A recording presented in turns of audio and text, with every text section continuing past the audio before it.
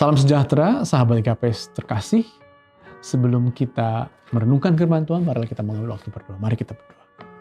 Ya Tuhan, kami bersyukur karena Engkau menghimpun kami dalam gereja-Mu.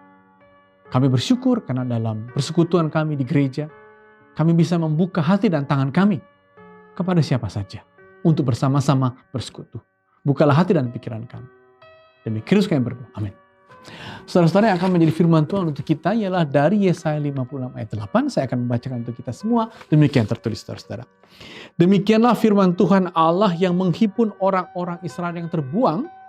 Aku akan menghimpun orang kepadanya lagi sebagai tambahan kepada orang-orangnya yang telah terhimpun. Saudara-saudara, Yesaya 56 sering disebut sebagai awal dari bagian ketiga dari kitab Yesaya. Trito Yesaya disebut. Mengapa? Karena nats ini ditulis ketika Israel akan kembali keluar dari pembuangan di Babel. Mereka akan masuk lagi ke tanah terjanji. Dan sebelumnya juga saudara-saudara, menarik sekali bahwa Tuhan Allah meminta Israel hidup benar dan adil. Namun Israel, umat percaya, kita juga sulit sekali untuk hidup dalam kebenaran dan keadilan. Makanya mereka terbuang, karena mereka gagal hidup benar dan adil. Maka sekarang, kalau kita baca Yesaya 56 ayat 1, Tuhan yang memulai berbuat adil dan benar kepada Israel, Tuhan yang memulai membebaskan mereka dari pembuangan. Keselamatan yang daripadaku dan keadilanku akan dinyatakan. Dan Tuhan menyatakannya sehingga Israel keluar dari pembuangan. Dan keadilan Allah, keselamatannya menjadi titik tolak. Tapi yang luar biasa dari bacaan kita, saudara-saudara, karena Tuhan mulai sebagai Dia yang adil dan benar, maka ada yang sungguh-sungguh baru juga yang terjadi.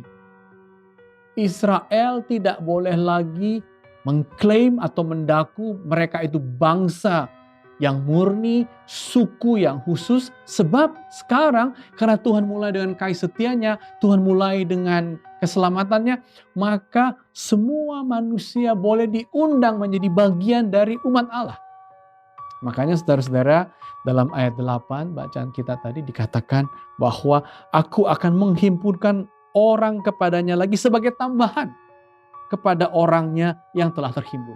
Israel dihimpun, tapi karena Tuhan yang memulai mengasihi, maka tambahannya pun ada. Bukan orang Israel. Dan siapakah itu? Jelas dalam ayat 3, dalam Yesaya 56 dikatakan, dan itu mengejutkan saudara-saudara. Saya akan bacakan Yesaya 56 ayat 3, dikatakan demikian. Janganlah orang asing yang menggabungkan diri kepada Tuhan berkata, sudah tentu Tuhan hendak memisahkan aku dari umatnya. Dan janganlah orang kebiri berkata, sesungguhnya aku ini pohon yang kering. Jadi saudara-saudara, orang-orang asing sekarang berhak ikut sebagai bagian dari umat Allah. Bukan orang Israel yang asli, tapi orang asing, yaitu orang-orang yang ada di Babylon, dari bangsa-bangsa lain, dari bangsa-bangsa kafir, bisa ikut serta sebagai umat Tuhan sekarang. Asal mereka percaya pada kasih setia, pada keselamatan Tuhan. Dan yang kedua saudara-saudara yang mengejutkan, orang yang dikebiri juga bisa ikut. Mengapa orang yang dikebiri bisa juga ikut? Karena dalam hukum Israel yang lalu, sebelum mereka dibuang, dalam Ulangan 23 ayat 1 dikatakan bahwa kalau orang-orang yang dikebiri, yang dalam bahasa Alkitab disebut yang buah pelirnya hancur. Mengapa buah pelirnya hancur? Karena mereka adalah pegawai-pegawai istana yang dikasim, yang dikebiri, agar mereka tidak mengganggu istri-istri raja, sehingga mereka boleh melayani dengan keadaan dikebiri. Mereka itu yang dianggap nista, sekarang boleh ikut serta sebagai bagian dari umat Allah. Jadi saudara-saudara, kasih setia Allah yang baru, yang menyelamatkan, kasihnya terbuka bagi orang asing, bagi siapa saja, bahkan bagi orang yang dianggap cacat, bagi orang yang dianggap di luar, sekarang bisa ikut serta. Saudara-saudara, tahukah Anda sejarah GKPS ada di Jakarta ini, di Pulau Jawa ini. Pada tahun 52, saudara-saudara, berkumpul orang-orang itu dalam satu persekutuan namanya Dosniriah. Dan pada tahun 52 itu mereka berkumpul agar bisa saling menolong, agar bisa saling membantu, dan mereka mulai melakukan kumpulan kebaktian Simalungun namanya tahun 52 di PSKD di Jalan Diponegoro, Jakarta. Itulah asal muasal mereka di Jakarta ini, tahun 52. Lalu saudara-saudara, mereka menerbitkan majalah tahun 52 dengan judul Panastas. Apa arti Panastas? Artinya saudara-saudara, menyiangi jalan. Kalau kita di ladang, banyak ilalang, kita menyiangi jalan, memotongnya agar kita bisa lewat. Jadi kehadiran orang Kristen Simalungun tahun 52 mengumpulkan banyak orang yang terserak, seperti Israel yang terserak, dan menyiangi jalan agar apa? Agar kehidupan lebih baik.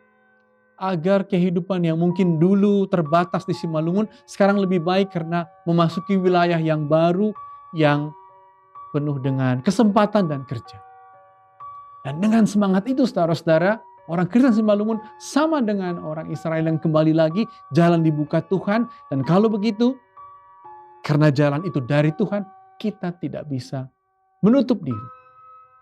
Orang asing, orang yang bukan Simalungun, silakan ikut serta di GKPS ini. Orang yang tidak sempurna, yang banyak masalahnya, silakan ikut. Karena kita tidak sedang membangun satu persekutuan orang-orang yang mendaku, mengklaim sebagai orang-orang yang murni. Seperti Israel, tidak bisa lagi mengatakan mereka sebagai persekutuan yang murni.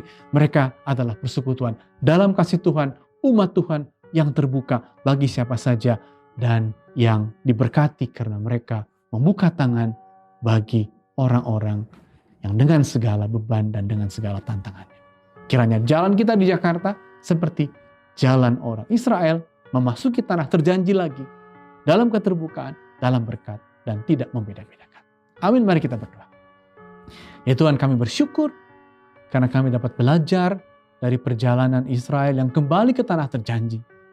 Mereka tidak membeda-bedakan sebab Tuhan mengasihi semua orang. Dan biarlah kami juga sebagai persekutuan di Jakarta ini menjadi persekutuan yang terbuka, yang Kau berkati bagi semua orang. Demi Kristus kami berdoa. Amin.